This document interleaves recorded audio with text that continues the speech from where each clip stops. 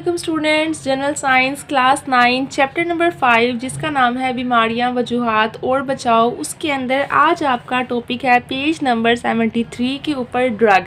आज हमने ये टॉपिक कवर करना है। चलते हैं वीडियो की तरफ, लेट्स गो। ड्रग का मतलब क्या है? आमतौर पर ड्रग का मतलब है किसी भी किस्म की दवाई को कहते हैं ड्रग। चाहे वो किसी भी किस्म की दवाई हो और उसे हम बीमारी के इस्तेमाल करें आराम के लिए तो वो ड्रग बन जाएगी। अद्वियात दर्द करने के लिए, दूर करने के लिए, वो अद्वियात जिनको दर्द ना हो, जैसे कि हमारे सर में दर्द हो रही है हम पेन किलर ले लें, बाजू में दर्द है पेन किलर ले लें। बीमारियों की रोकथाम के लिए, किसी को टाइफाइड हो गया, वो इसको रोकना चाहता है, इससे बचना चाहता है, उसके लिए एंटीबायोटिक ले ले। और ज़िंदगी बचाने के लिए यानी हार्ट अटैक से बचने की भी गोली होती है।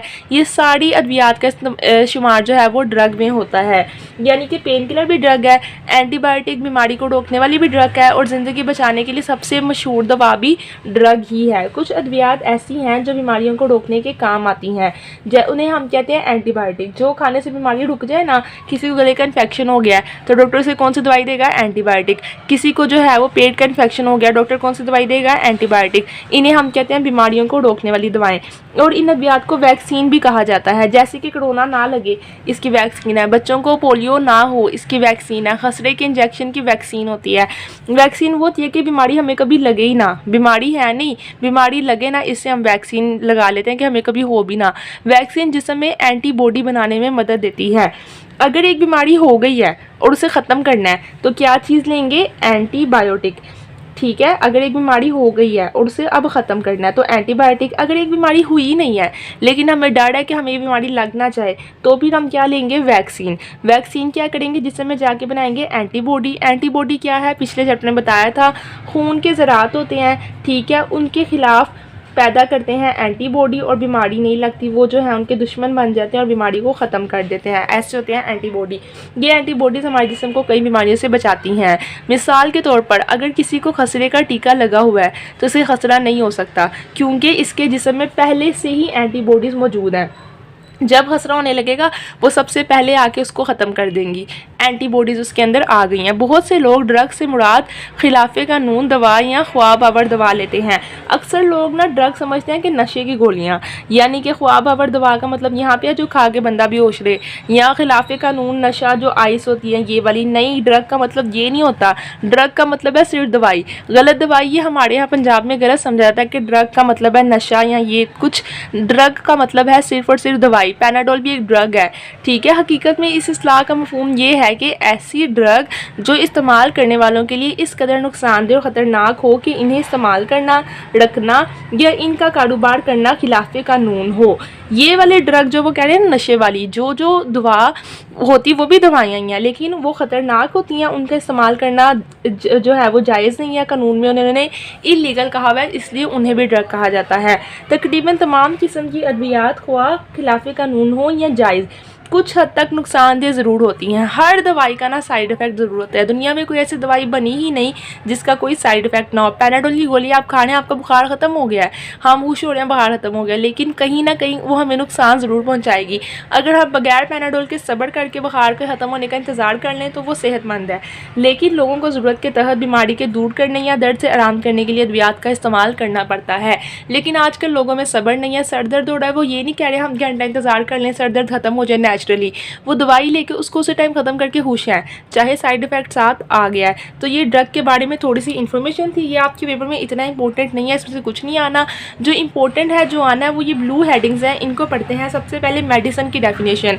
टिप्स के अंदर पास पेपर के अंदर देखा गया बहुत सारा इंपॉर्टेंट शॉर्ट क्वेश्चन। मेडिसिन की तारीफ करें, मेडिसिन को बयान करें, मेडिसिन क्या है, जिसका जवाब है अद्वियात की वो किस्म जो डॉक्टर के मशवरे के मुताबिक एक मुनासिब मिकदार में बीमारियों के इलाज में इस्तेमाल की जाए मेडिसिन कहलाती है। यानी कि वो दवा जो डॉक्टर हमें कहे कि आप ये खाओ और बता दे कि इतनी खानी है सुबह शाम और क्यों खानी है कि आपकी बीमारी ख़त्म हो जाए, उसे हम कह देंगे मेडिसिन। सिंपल और आसान डेफिनेशन है, बहुत इंपॉर्टेंट है, लाजमी किसी ना किसी बोर्ड में ये क्वेश्चन आना ही आना है। मेडिसिन से क्या मुराद है, इसको याद करें।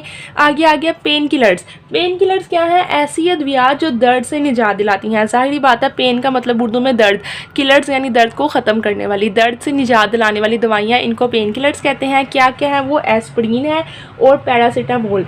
आराम से जो पैरासीटामोल किसी भी चीज़ की दर्द है ले लो, पेन किलर है। एस्प्रिन, ये कॉमन तरीन जो है वो उनके नाम है। ये मिसालें दे दी गई हैं। ये भी शॉर्ट क्वेश्चन है, सवाल आएगा पेन किलर्स क्या हैं, पेन किलर्स के नाम बताएं, तो आपने ये जवाब याद करना है। आगे आ गया है, ये आया इंपॉर्टेंट टॉपिक नारकोटिक्स। इसको गौर से सुनना है, वीडियो को एंड तक देखना है, ये इंपॉर्टेंट है। ऐसी अद्वियात जो कि दर्द से निजात दिलाएं, यानी कि जिनकी वजह से दर्द ख़त्म हो जाए, उन्हें क्या हम कहते हैं, पेन किलर्स। लेकिन अगर उनसे नींद आ रही है, गनूदगी आ रही है, यानी कि इंसान बेहोश फील कर रहा है, नशा तारी हो रहा है, तो फिर उन्हें नारकोटिक्स कहेंगे।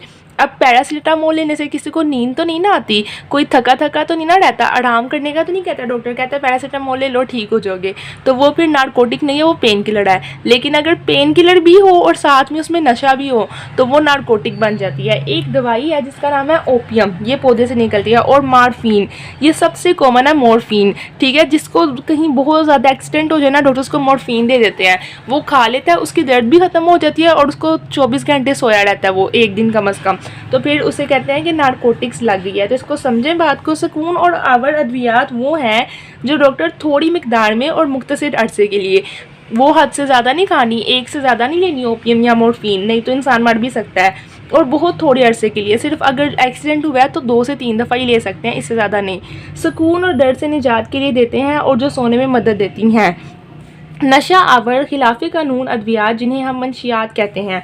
कुछ ऐसी भी होती हैं जिनका लोग नशा करके जानबूझ के, उनको कोई ज़रूरत नहीं है, उनका कोई एक्सीडेंट नहीं हुआ, कोई उनके ऊपर ऑपरेशन नहीं है, सर्जरी नहीं है, लेकिन वो ऐसे ही मज़े के लिए ले रहे हैं, उन्हें हम कह देंगे मंशियात, फिर वो नारकोटिक्स नहीं कहलाएंगी। इनका सबसे बड़ा ख़तरा इस हकीकत में ये है कि बहुत तेज़ी से एक शख्स को अपना आदी बना लेती हैं।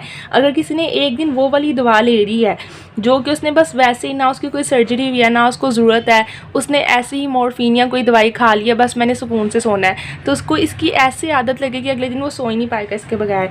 वो इन अद्वियात का इस कदर गुलाम बन जाता है कि इन्हें छोड़ना इसके बस की बात ही नहीं रहती। इसकी कुव्वत इरादी बड़ी हद तक ख़त्म हो जाती है। कुव्वत इरादी यानी अपने आप तो वो सो ही नहीं सकता, नेचुरल नींद उसकी ख़त्म हो जाएगी। आखिरकार वो इस मकाम पर पहुंच जाता है जहां वो अपने फ़राइज़, अपने ख़ानदान, खुददारी, अखलाक इक़दार, दूसरी तमाम चीज़ें जिन्हें नॉर्मल लोग ख्याल करते हैं, इनसे लापरवाह हो जाता है। यानी ज़ाहिर बात है वो कामकाज भी छोड़ देगा, वो हर चीज़ छोड़ के मजबूर हो जाएगा, बस उसे वो गोली खाएगा तो सुकून आएगा, उसे किसी चीज़ की होश ही नहीं रहेगी कि मेरा कोई काम है, कोई जिम्मेदारी है, किसी चीज़ का उसे पता ही नहीं होगा।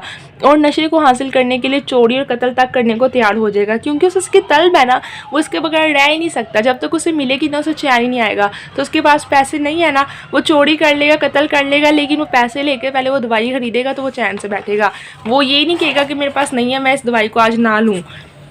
नशा व अद्वियात की मुख्तलिफ इकसाम है जिनकी तफसील दर्ज झेल है। ये दोनों बहुत इंपॉर्टेंट शॉर्ट क्वेश्चन है। सिडेटिव्स और हेलोसिनोजेंस की तारीफ करें। सिडेटिव्स क्या है, हेलोसिनोजेंस क्या है, हर पास पेपर में देखेंगे गुजरांवाला लाहौर बोर्ड के। सिडेटिव्स क्या है पढ़ते हैं, ऐसी अद्वियात जो कि जहन की तस्कीन का बाइस बने, इन्हें सिडेटिव्स कहते हैं। जहन की तस्कीन का यानी जिन्हें लेने से टैंशन ना फील हो, इंसान को रिलैक्स फील करे इंसान, उन्हें हम कहते हैं सिडेटिव्स। डायज़ेपम और डायाज़ेपम और लोडाज़ेपम अहम सिडेटिव्स हैं। अब ये नशा नहीं है, ये वो लोग जो डिप्रेशन का शिकार हैं, जिनको दिमागी बीमारियां ना, उनको अगर रिलैक्स करना है डॉक्टर ने, वो कोई पागल हो गया, हाथ ही नहीं आ रहा, अब डॉक्टर ने उसे रिलैक्स करना है, उसका माइंड ठीक करना है, तो डॉक्टर उसे खुद दवाई लिख के देगा, डायाज़ेपम या लोडाज़ेपम, याद रखना है इनके नाम। तो ये होगी सीडेटिव, ये नशे में नहीं आती, ये डॉक्टर्स तजवीज़ करते हैं। हेलोसिनोजेंस क्या होते हैं, ऐसी अद्वियात जो कि जहन पर अजीब असरात मरतब करें। अजीब जैसे कि वक्त, मकाम, आवाज़, रंग और दूसरी महसूसात का बिगाड़ हेलोसिनोजेंस कहलाती हैं।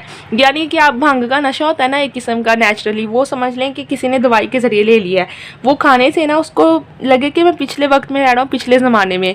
मकाम उसे लगे मैं इस जगह में नहीं, मैं पता नहीं किस जगह पे हूँ, ना उसे रंग की समझ आए, कोई अलग अलग जिन भूत महसूस हों, अलग मखलूक़ें महसूस हों, वो हेलोसिनोजेंस कहलाती है। मसलन कनाइबस, ठीक है, ये भी दवाई का नाम है। एक ड्रामा लगता था डांचा कर दी, उसमें एक करेक्टर था भोला, इमरान अशरफ का बहुत मशहूर, उसके अंदर उसके चाचू ने उसे हर टाइम बचपन से लेकर जवानी तक हेलोसिनोजेंस खिलाई।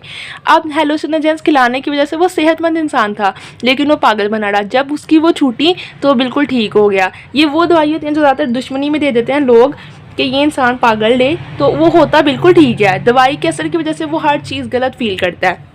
उसका नाम है, दवाई का नाम है कनाइबस। ठीक है, ये आपके शॉर्ट क्वेश्चन थे। सिडेटिव्स, हेलोसिनोजेंस पर नोट लिखें या इनके अंदर फ़र्क बताएं। तो लाइन लगानी है, एक तरफ सिडेटिव्स की डेफिनेशन, एक तरफ हेलोसिनोजेंस की डेफिनेशन। और उसके पहले आपने यहाँ से जो याद करना है ना जो टॉपिक, वो है आपका नारकोटिक्स। नारकोटिक्स कौन सी दवाइयाँ जो हैं पेन किलर, लेकिन उनकी वजह से नशा या गनूदगी ताड़ी हो रही है। पेन किलर्स की डेफिनेशन करनी है, मेडिसिन की डेफिनेशन करनी है और ड्रग के पैराग्राफ को एक दफ़ा पढ़ना है। यहाँ पे आपकी चैप्टर नंबर 5 का लास्ट टॉपिक भी कंप्लीट होता है। चैप्टर नंबर 5 के सारे टॉपिक आपने गौहर हेल्पिंग हैंड की प्लेलिस्ट से तैयार करने हैं। एक्सरसाइज सॉल्व्ड आपको करवा दी जाएगी।